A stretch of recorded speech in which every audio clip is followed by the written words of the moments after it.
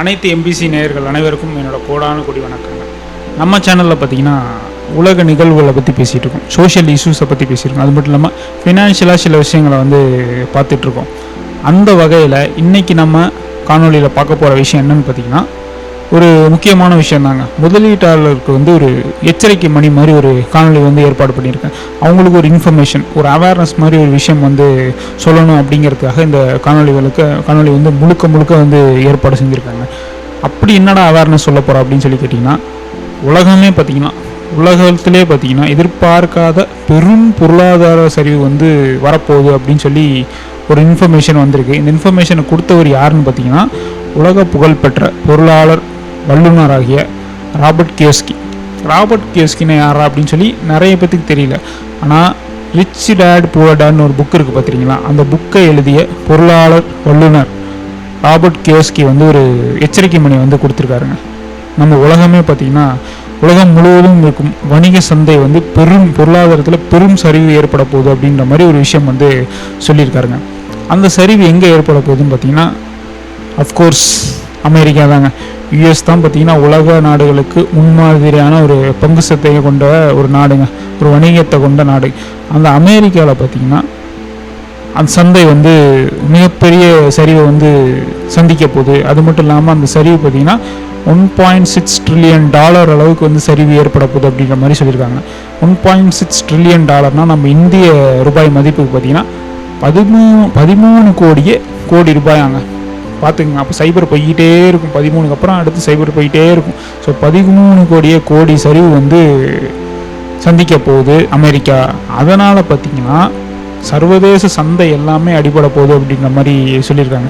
ஏற்கனவே பார்த்திங்கன்னா 2008 பார்த்திங்கன்னா இந்த ஹவுசிங் லோனு, இந்த ரியல் எஸ்டேட் டிபார்ட்மெண்ட்னால பார்த்திங்கன்னா பொருளாதாரம் பார்த்திங்கன்னா உலக நாடுகளின் பொருளாதாரம் பெரும் சரிவு சந்தித்தது. அந்த சரிவுக்கெல்லாம் மேலாக இந்த சரிவு இருக்க போகுது அப்படின்ற மாதிரி ஒரு மிகப்பெரிய ஒரு எச்சரிக்கை மணியை கொடுத்துருக்காருங்க. ஏன் இந்த 1992 பார்த்திங்கன்னா சர்வதேச சந்தை பார்த்திங்கன்னா பொருளாதாரத்தில் பயங்கர சரிவை சந்திச்சுது. அதை பார்த்திங்கன்னா கிரேட் டிப்ரெஷன் அப்படின்ற மாதிரி அறிவிப்பாங்க.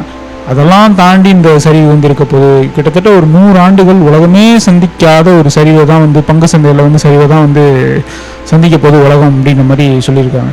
இது எதனால் இந்த சரிவு ஏற்பட போகுதுன்னு பார்த்தீங்கன்னா, அமெரிக்கா சென்ட்ரல் பேங்க் பார்த்திங்கன்னா ஒரு கல்விக்கடன் விஷயம் இருக்குது. அதாவது அமெரிக்கன் சென்ட்ரல் பேங்க் பார்த்திங்கன்னா கல்விக்கடன் கொடுத்துருக்காங்க. அந்த கல்விக்கடனால் ஏற்பட போகிற லாஸால் பார்த்திங்கன்னா கிட்டத்தட்ட அமெரிக்கா பார்த்திங்கன்னா நான் சொன்ன மாதிரி $1.6 ட்ரில்லியன் சரிவை சந்திக்க போகிறதுனால இந்த பிரச்சனை ஏற்பட போகுது. ஏற்கனவே இது ஆரம்பிச்சிருச்சு அப்படின்ற மாதிரி, இந்த சரிவு ஏற்கனவே ஆரம்பிச்சிருச்சுன்ற மாதிரி சொல்கிறாரு. அது மட்டும் இல்லாமல் 2026 இந்த பிப்ரவரி மாதம் பார்த்திங்கன்னா இந்த சரிவு உச்சகட்டத்தில் இருக்கும், மேலும் பாதிப்படையும் அப்படின்ற மாதிரி சொல்லியிருக்காருங்க. ஸோ அவர் என்ன சொல்கிறாருன்னு பார்த்தீங்கன்னா, அந்த முதலீட்டாளர்கள் பார்த்து முதலீடு பண்ணணும். முக்கியமாக பார்த்திங்கன்னா இந்த சரிவால் இந்த பேங்க்கில் டெபாசிட்ஸ் வச்சுருக்காங்க பார்த்திங்கன்னா, அவங்கெல்லாம் இந்த மாதிரி விஷயத்தினால பெரும் லாஸ் அடைய போகிறாங்க அப்படின்ற மாதிரி சொல்லியிருக்காரு.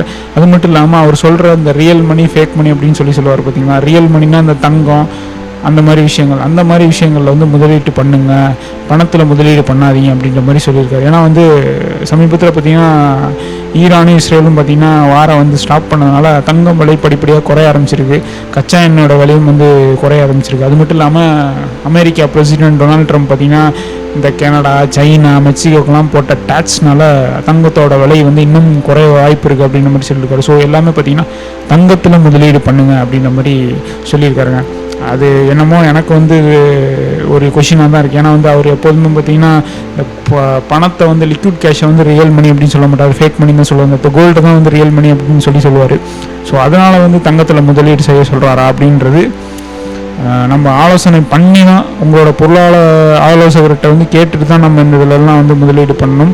ஸோ பொருளாதார ஆலோசகர் அப்படின்னு சொல்கிறப்ப இந்த ஆலோசகர் நிறைய பேர் இருப்பாங்க பார்த்திங்கன்னா. அதாவது நீ 3 வேளை சாப்பிடாத, ஒரு வேளை சாப்பிட, அப்போ தான் சேமிக்க முடியும். நீ எங்கேயும் டூருக்கெலாம் போகாத, நீ எப்போதும் எங்கேயும் செலவு பண்ணாமல் ஆடம்பரமாக வாழாமல் உன் நினச்சதை என்ஜாய் பண்ணாமல் காசு சேர்த்து வை, அப்போ தான் நீ பணக்கார ஆக முடியும். அது மட்டும் இல்லாமல் மாதத்துக்கு 1 லட்சம் சம்பளம் வாங்குறவங்களாம் ஹை கிளாஸ் அப்படின்னு சொல்லி கிளாஸிஃபை பண்ணுற ஆலோசகர்கள்ட்டெல்லாம் வந்து நீங்கள் வந்து ஆலோசனை கேட்காதீங்க. அந்த மாதிரியே ஃபேக். ஆனால் இந்த விஷயத்தால் சொல்லுவாங்க பார்த்தீங்கன்னா, இன்பத்திலும் துன்பம் அப்படின்னு சொல்லி சொல்லுவாங்க பார்த்தீங்களா, இந்த விஷயத்தால் ஒரு அட்வான்டேஜ் இருக்குங்க.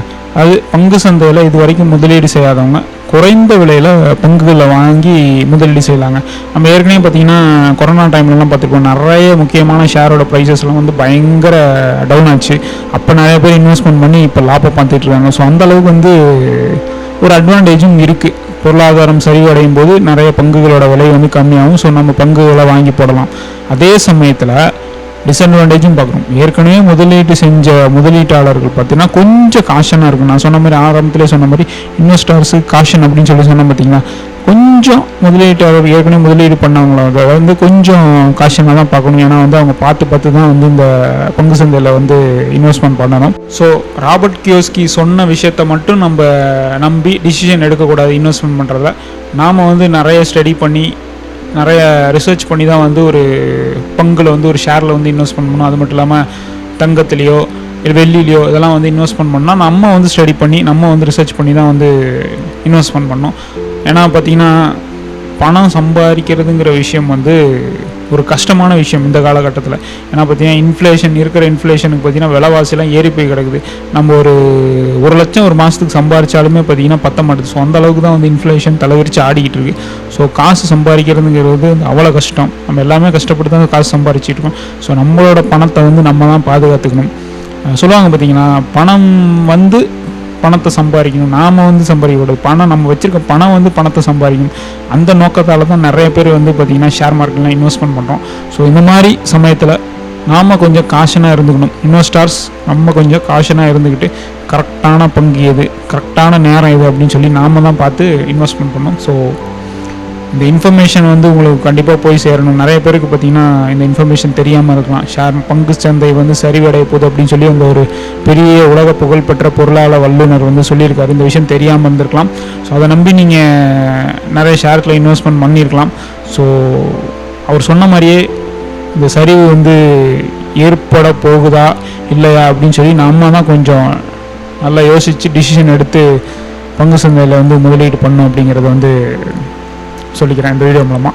ஸோ இதே மாதிரி நாளைக்கு ஏதாவது ஒரு நல்ல வீடியோட உங்களை சந்திக்கும் வரை உங்கள்கிட்ட விடைபெறுவது உங்கள் மகன். நீங்கள் பார்த்து கொண்டிருப்பது உங்கள் MBC சேனல். நன்றி, வணக்கம்.